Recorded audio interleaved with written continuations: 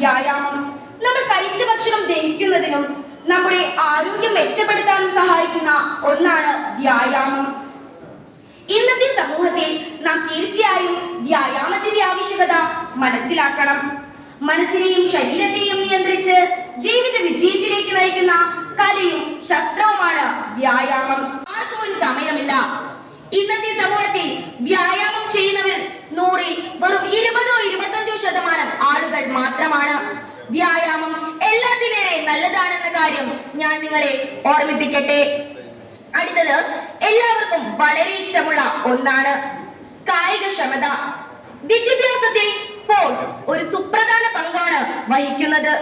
മാനസിക വികസനത്തിലും കായിക അഭ്യാസത്തിലും അക്കാദമിക് പഠനവും സ്പോർട്സ് വിദ്യാഭ്യാസവും അവിഭാജ്യ ഘടകമാണ്. സ്പോർട്സിൽ പങ്കെടുക്കുന്നത് കുട്ടികളെ ആരോഗ്യമുള്ളവരും ശക്തരുമാക്കി മാറ്റാൻ സഹായിക്കുന്നു. ഞാൻ നേരത്തെ ആഹാരശീലത്തെ കുറിച്ച് ഒരു വാക്ക് പറഞ്ഞില്ലേ, അതിനെക്കുറിച്ച് വിശദമായി പറയാം.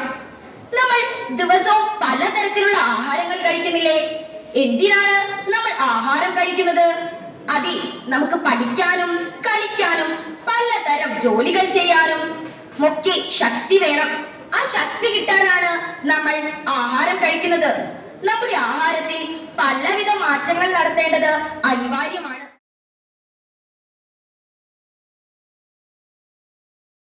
We can send messages instantly, attend online classes, access knowledge, shop, bank, and even work remotely. The technology has changed our lives for the better. But as we all know, every coin has two sides. With this digital revolution, we'll also face increasing threats in the form of cyber crimes. These crimes are not just limited to hacking or data theft.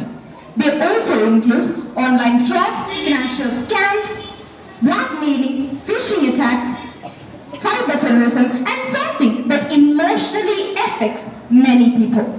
സഹകരണം ഉറപ്പുവരുത്തുമ്പോഴാണ് ഏതൊരാളുടെയും വിജയപാത അനായാസമാവുക. അതുകൊണ്ട് ആരോഗ്യമാണ് ഏറ്റവും വലിയ വിജയമന്ത്രം. ആരോഗ്യ സംരക്ഷണത്തിനും രോഗപ്രതിരോധ ശേഷിക്കും നാം നിത്യവും കഴിക്കുന്ന ആഹാരത്തിന് പ്രഥമ പങ്കുണ്ടെന്ന് നമുക്കേവർക്കും അറിയാം.